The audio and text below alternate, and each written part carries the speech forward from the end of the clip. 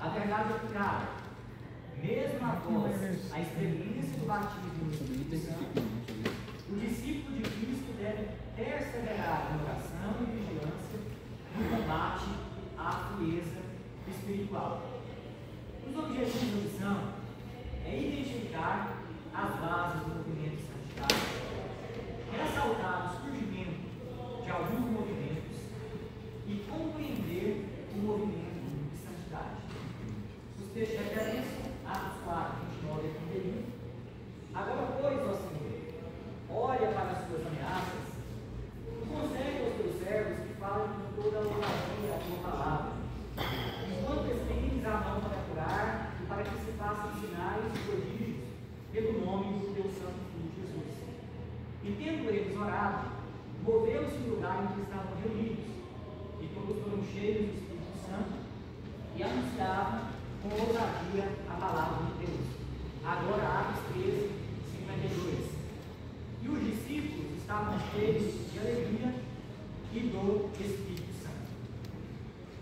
Vamos aí agora para a nossa introdução.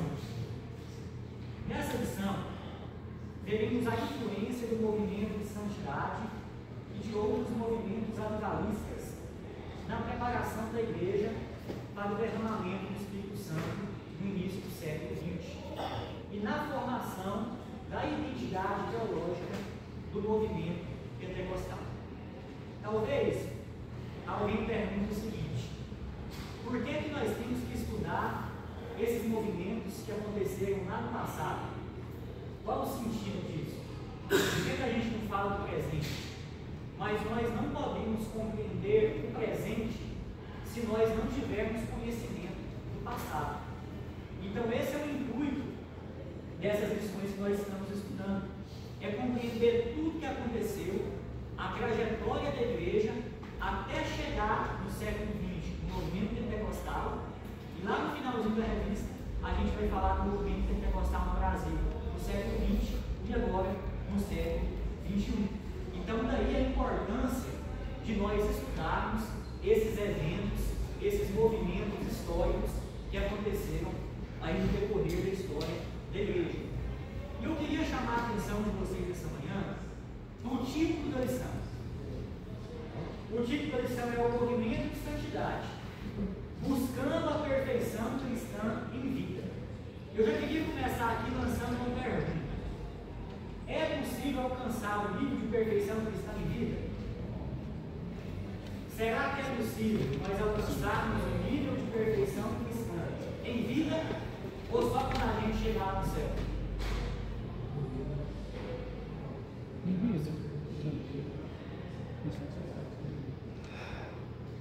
Pastor Berger disse que sim. Alguém discorda? Sim. Não. Sim, não? Não, eu quis dizer sim, que é verdade. É possível chegar no nível de perfeição cristã em vida? Sim. É interessante que o comentarista ele coloca o verbo buscando a perfeição. O verbo buscando, ele está no gerúndio. Na língua portuguesa, o gerúndio dá a ideia de constante movimento. Todo verbo que termina com o sufixo NDO, ando, indo, no caso buscando, está no gerúndio, que quer dizer que nós devemos estar constantemente buscando viver uma vida de perfeição cristã. Então, o verbo dá a ideia de algo que não pode parar, algo que deve ser constante. Nós devemos sempre buscar uma vida de perfeição cristã. Não devemos esperar para sermos perfeitos quando chegarmos no céu, mas devemos buscar uma vida de perfeição cristã enquanto nós estamos vivendo aqui na terra. Vamos aí para o tópico 1. No tópico 1, nós vamos ver os alicerces do movimento de santidade. Os teólogos pentecostais defendem que o movimento de santidade, ou Lismóvel, herdou os alicerces da teologia pietista, puritana e metodista. Embora o movimento tenha surgido entre os metodistas americanos do século XIX, para um aspecto que não estava mais sendo tão enfatizado: a santidade. Ele não ficou limitado às igrejas metodistas, alcançando também outras denominações, como a Congregacional, a Batista e a Episcopal. Então, pessoal, qual era? Sim. Primeiro, assim, que a santidade tem três posições: posicional, experimental, Jesus, e ele toma posição. Depois ele vai experimentar. Você vai experimentar. Depois, a vivencial. Exatamente. E a vivencial é gradual. Ela vai só aumentando. Muito bem. Então, pessoal, qual é a mensagem central desse movimento que nós vamos estudar nessa manhã, o movimento de santidade? O que eles pregavam? Os adeptos do movimento de santidade. O que eles queriam? Eles queriam reavivar a questão da santidade na igreja. Eles queriam que a igreja voltasse a dar a verdadeira importância que a santidade tinha que ter na vida cristã. E é importante nós ressaltarmos aqui nessa manhã que esses movimentos que aconteceram na história da igreja não eram igrejas que surgiam, eram movimentos que aconteciam dentro da própria igreja. O movimento de santidade não foi uma religião, não foi uma igreja separada. O movimento de santidade foi um movimento que aconteceu dentro da igreja. E esse movimento visava reavivar a santidade no meio da igreja. Ou seja, eles estavam entendendo que o conceito de santidade estava perdendo a sua importância. E eles queriam agora fazer com que os cristãos voltassem a dar a verdadeira importância para uma vida de santidade. E esse movimento comentarista concluí, ele herdou os alicerces da teologia metodista, puritana e pietista. Ou seja, ele pegou tudo que tinha de bom nesses movimentos que nós estudamos nas lições passadas e usou também como alicerce para o movimento de santidade. Vamos ver agora o 1.1. A importância do movimento de santidade. Entre outras coisas, a teologia do movimento de santidade pregava a procura pela reforma espiritual da igreja. Daí a importância de conhecer sua influência na formação da identidade teológica do movimento pentecostal. É possível ver que, em sua preparação inicial, o movimento pentecostal nos Estados Unidos bebeu de várias fontes, especialmente a partir da reforma protestante, o que inclui o movimento de santidade. Então, qual foi a importância do movimento de santidade para nós hoje? Eu coloquei aqui algumas coisas. Para chegarmos ao que somos hoje, como pentecostalismo clássico, vários movimentos, além da reforma protestante, contribuíram significativamente. O movimento de santidade foi deles. Ele preparou o caminho para o derramamento do Espírito Santo que estava por vir. O movimento de santidade, irmãos, teve grande e considerável importância no nosso pentecostalismo hoje. Nós vamos ver daqui a pouquinho nos próximos tópicos que o movimento de santidade foi responsável por preparar a igreja para receber o Pentecoste no início do século XX. Então, esse movimento de santidade, ele visou restaurar a fé genuína da igreja. Segundo item aí do primeiro tópico, a origem do movimento de santidade. O movimento de santidade nasceu em meados do século XIX nos Estados Unidos. Os metodistas queriam restaurar suas igrejas, por isso se voltaram para uma vida de santificação. Entre o que defendia o movimento de santidade estava a santificação como uma providência divina para a vida cristã. A partir daí, as atividades voltadas para uma vida espiritual mais intensa e fervorosa do Espírito se tornaram nada religioso norte-americano. A teologia do movimento de santidade tinha a atuação do Espírito Santo como fator principal para o cristão ser lavado de todo pecado, sendo capaz de viver uma vida de santidade, não tendo mais vontade de pecar.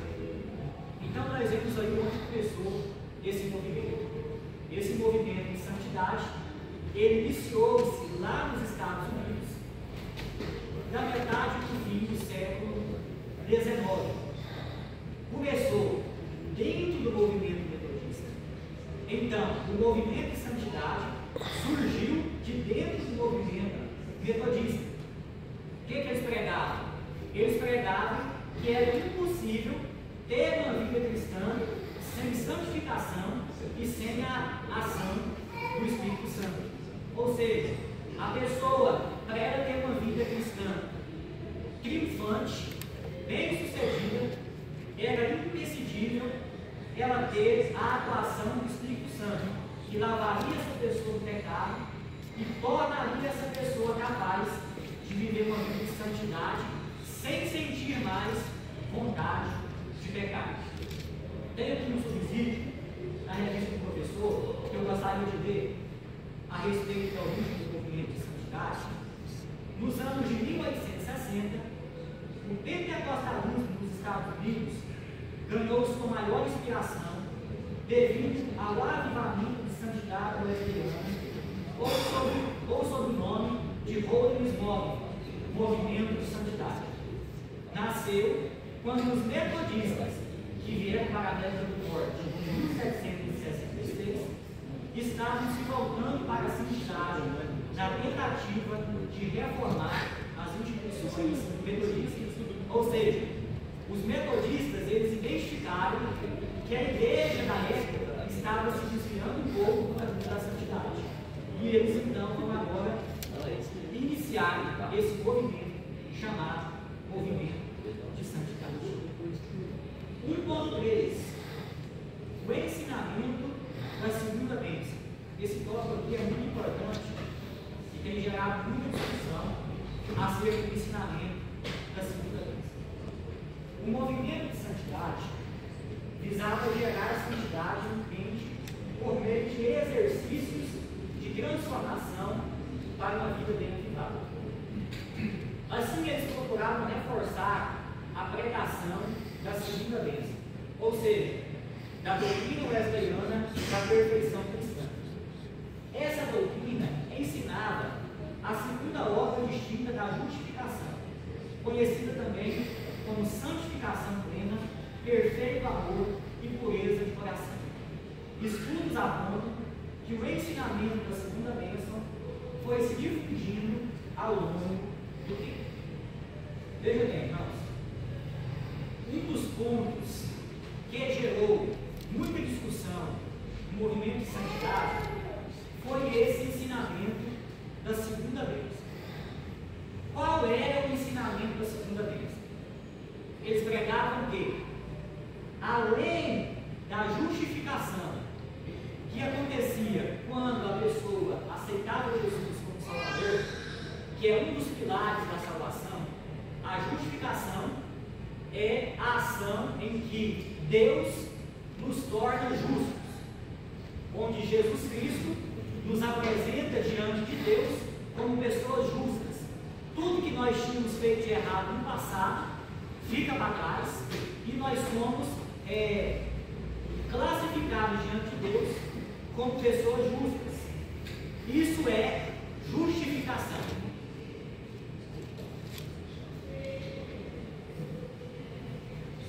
Isso é justificação. Só que, qual é o ensinamento da segunda bênção? Que após a justificação, o crente ele precisava viver uma vida de santificação plena para receber o batismo com o Espírito Santo. Isso aí eles pregaram há muito tempo, que essa era a segunda bênção, e que para receber a segunda bênção, para receber o Espírito Santo, eles precisavam viver uma vida de santificação plena. O que vocês acham disso?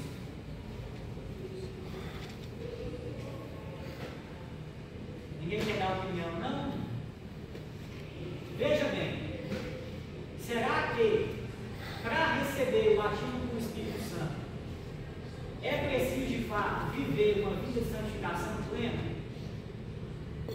E quando a pessoa aceita Jesus e é batizada com o Espírito Santo, na hora que ela aceita Jesus?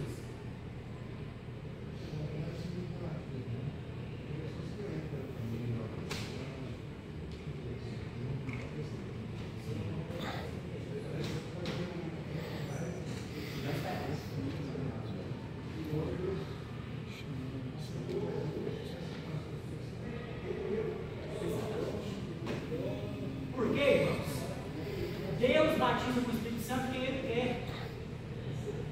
É claro que o pastor Bertier falou muito bem aqui. É claro que a pessoa precisa entrar no caminho da santificação dele. Ele precisa de fato santificar a sua vida. Mas há pessoas que são batizadas com o Espírito Santo no momento que aceitam Jesus. Então isso é relativo.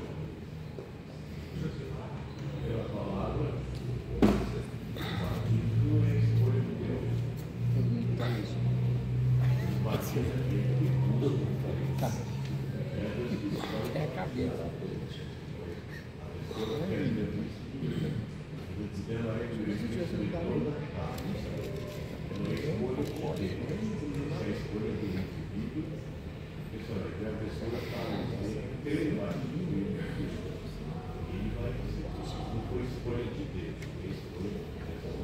Exatamente. Então, pessoal, esse ensinamento da segunda bênção, ao longo do tempo, ele foi perdendo a sua ênfase. Eu acredito que a santidade do nosso Deus na terra, ela tem um certo limite. Por exemplo, Moisés era um homem santo. Ele chegou na presença de Deus, lá no Monte Sinai, ele quis ver o rosto de Deus. E Deus falou: Moisés, homem nenhum deu o meu rosto de mim. Aí Deus permitiu que Moisés descesse as costas. Ele desceu do monte com o rosto do caminho. Então, eu acredito que por causa do nosso corpo aí, nós temos um limite nessa santidade. E vamos alcançar a perfeição mesmo, mas quando tivermos um pouco de ressurreição. Amém. Pessoal, ali, seguindo sobre o ensinamento da segunda bênção, que é viver uma vida de santificação plena, eu coloquei aqui o seguinte: a santificação é uma ordem de Deus com a moderação do seu povo. O crente, ele deve participar da obra santificadora do Espírito Santo, praticando algumas atitudes. Porque a santificação, quando nós aceitamos Jesus, nós somos santificados. É um dos pilares da santificação. Só que, após a obra da santificação, da conversão, nós também somos co-participantes da santificação gradual da nossa vida. Então, nós devemos seguir uma vida praticando a santificação. E eu coloquei aqui algumas atitudes que nós devemos praticar. Primeira delas, nós devemos nos despojar do velho homem. Abra sua Bíblia em Efésios capítulo 4, verso 22. Efésios capítulo 4, do verso 22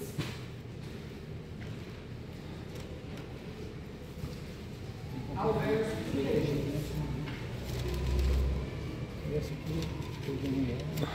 Estamos falando de algumas atitudes que nós devemos ter para viver uma vida de santificação.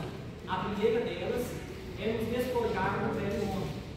Efésios 4, 22 a 32.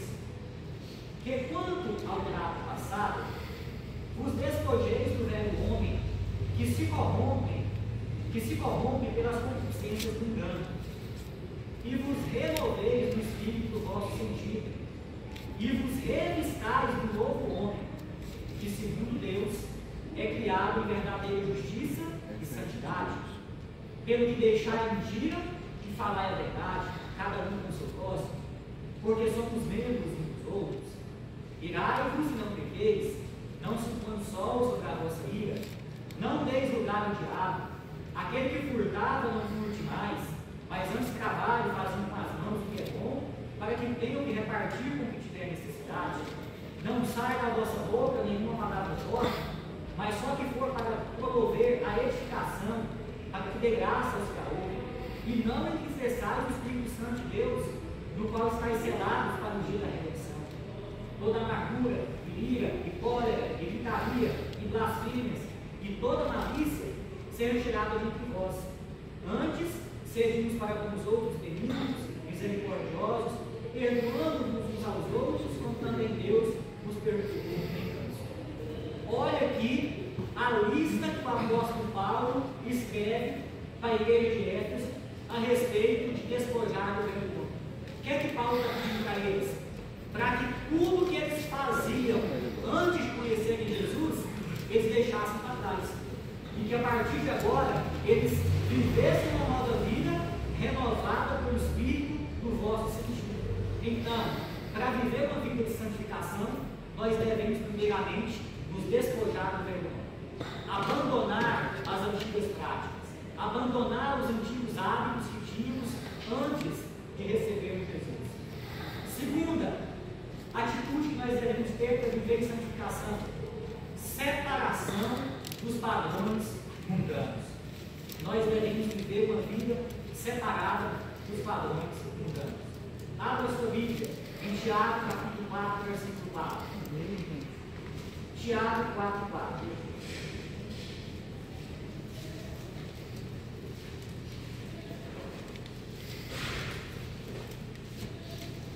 Tiago capítulo 4, versículo 4. Adúlteros e adúlteras, não sabeis vós que a amizade do mundo é inimizade contra Deus?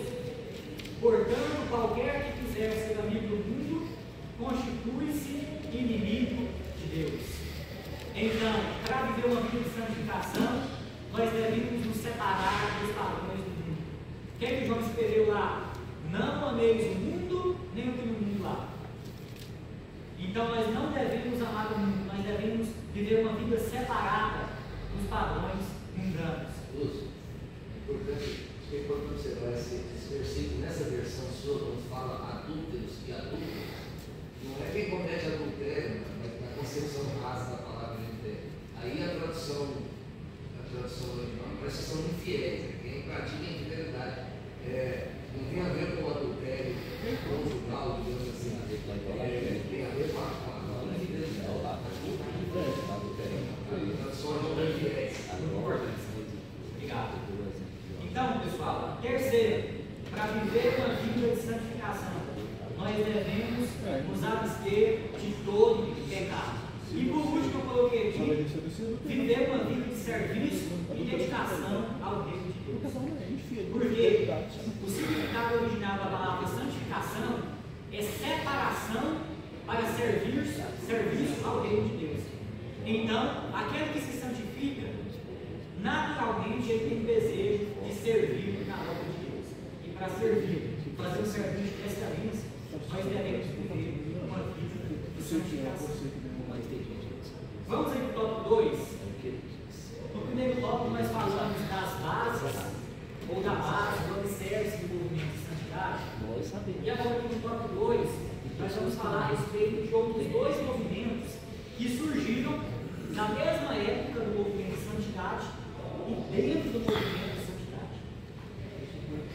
Além do movimento de santidade, dois outros eventos avivalistas se destacaram na história da igreja de São XIX, a saber, o movimento de Wesley e o trabalho de Edward Beard, ambos na Inglaterra. Veremos dois aspectos desses movimentos que estão presentes também nos ensinamentos pentecostais: o batismo do Espírito Santo e o falar em línguas como sinal do batismo do Espírito Santo e a atualidade dos dons espirituais. Irmãos, o movimento de santidade surgiu aonde? Qual país? Qual foi o país que surgiu o movimento de santidade? Estados Unidos. Agora, esses dois movimentos que vão surgir, o movimento de Wesley e o movimento de Edward Beard, vão surgir agora na Inglaterra. Vai sair da América do Norte e vai agora para a Europa. E esses movimentos, eles tinham muita coisa comum com os movimentos pentecostais, porque eles falavam do batismo do Espírito Santo, eles defendiam o falar em línguas como evidência do batismo do Espírito Santo, e eles defendiam a atualidade dos dons espirituais. Pegavam que os dons espirituais eram atuais para a igreja contemporânea. Vamos aí agora, no 2.1, vermos o que foi o movimento de Keswick. O movimento Vida Superior, por vezes mencionado como movimento de Keswick, pelo fato das reuniões terem sido realizadas no vilarejo do mesmo nome, no oeste da Inglaterra. Ali, uma série de reuniões aconteceram a partir de 1875, como resultado de dois embates quanto à santidade bíblica, uma em Oxford e outra em Brighton, ambos também na Inglaterra. Os palestrantes de Keswick criam que o batismo com o Espírito Santo brotava em uma vida de triunfo ininterrupto, a qual eles chamavam de vida superior, ou seja, uma vida mais intensa, ou mais altiva, diferenciada pela plenitude do Espírito Santo. Então, pessoal, por que esse nome de movimento de Keswick? Porque foi um movimento que surgiu em um vilarejo no noroeste da Inglaterra, e o vilarejo se chamava Keswick. Por isso, chamou movimento de Keswick, que também era conhecida como movimento Vida Superior. Quando começou esse movimento? Esse movimento começou através de uma discussão teológica a respeito do batismo do Espírito Santo. Uns defendiam que a pessoa não precisava fazer muita coisa para receber o Espírito Santo, batismo, e já o movimento Vida Superior, ou o movimento de Keswick, defendia que as pessoas, os crentes, precisavam viver uma vida espiritual de triunfo ininterrupto, ou seja, uma vida superior, uma vida espiritual mais intensa e diferenciada para receber o batismo com o Espírito Santo. Note que o movimento de Keswick tinha muito a ver com a pregação da segunda bênção. Eles pensavam, eles acreditavam que a pessoa tinha que viver uma vida espiritual muito superior, uma vida espiritual marcada pela plenitude do Espírito, para ele receber o batismo com o Espírito Santo. Então, isso pregava o movimento de Keswick, que surgiu na mesma época do movimento de santidade. Agora vamos falar aí do segundo movimento que surgiu na Inglaterra, 2.2, o movimento de Edward Irving. Edward Irving nasceu em Aberdeen, Escócia, em 4 de agosto de 1792. O movimento de Irving ensinava sobre os dons do Espírito e a restauração do ministério apostólico. Os principais interesses de estudo desse movimento concentravam-se nas áreas da cristologia, pneumatologia e escatologia. São 3 doutrinas bíblicas. A cristologia é a doutrina de Cristo, a pneumatologia é a doutrina do Espírito Santo, e a escatologia é a doutrina das últimas coisas, ou a doutrina dos últimos tempos. Além de pregar uma série de sermões sobre o dom do Espírito Santo, Irving procurava levar a congregação a participar de encontros de oração para buscar os dons espirituais. Tendo sido removido do pastoreio pelo presbitério, que não concordava com as manifestações do Espírito nos cultos, ele organizou a Igreja Católica Apostólica, seguido pela maior parte dos seus membros. Quem foi então esse pastor, um pregador, Edward Irving? Eu separei aqui algumas ponderações acerca da vida dele. O Edward Irving, ele nasceu em Escócia, ele é escocês. Ele nasceu em 1792 e ele morreu muito novo, em 1834, com apenas 42 anos de idade. Ele foi acometido de uma tuberculose. Na época não havia tratamento adequado, isso levou ele a morrer de tuberculose. professor e foi um fervoroso pregador. Ele era um pregador muito eloquente. E devido à sua eloquência, as pessoas saíram de todas as regiões da Inglaterra para ouvir ele pregar. E ele deu no início do seu ministério muita atenção aos cultos dos lares. Fazia muitos cultos nos lares. Ele pregou muito sobre escatologia e pregava muito sobre a volta de Jesus. Eduardo Newton pregava que Jesus ia voltar muito em breve naquela época. E o que diferenciava a pregação de Eduardo